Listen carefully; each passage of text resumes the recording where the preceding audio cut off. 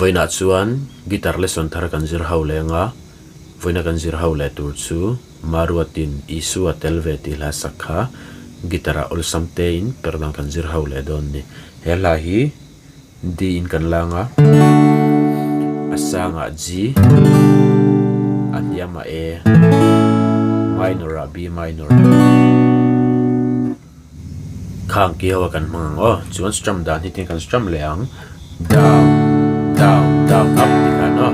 ka thin lung ril hia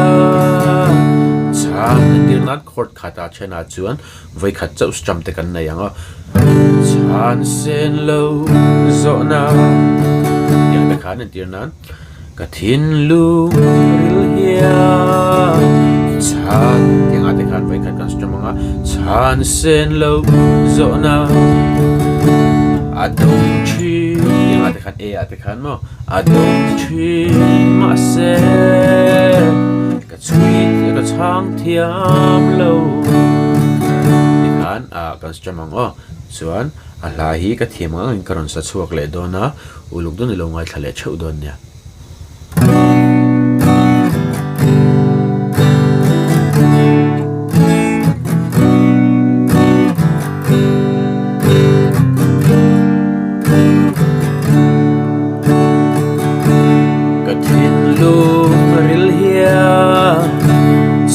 sen lâu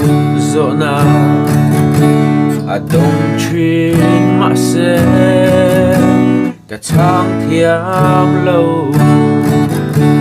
eng vang in nemo kia in zo tin chana ka nei lo ka ring thiam si lo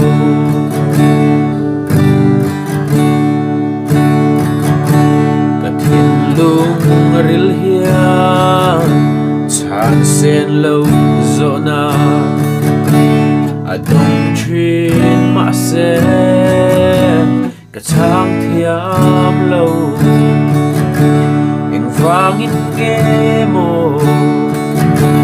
tia in zo ti chana ka nei lo ka ring thiam si lo mi fel zo ba ne na mi po shil fian a below adorna chan te ashian dirlo ma se heyero ashia lal pan ashia wisi hey hian min thamwa ta na to gringe vers ni na lu leng a zirti te hau kha galili tila longa achuan pui thipui lo tle an hai lo hai thina na ye ma se an zinga Isua atelve chuna chang top ber na hi khora sakher lawin tu no mi kha chang top ber nei karon saleng a in sia thiam le nan min bom tu liane pan chia ang mai hia eng vang nge ti ka MIZO chi zo bayang in mo lalpa ka zot lo hey atoke lalpa itelve mi fel zo ba ne na mi po fia na a pelo adorna chan te ashia dirlo ma se heyero ashia lal pan ashia wisi hey ya tin khamwa ta na to krege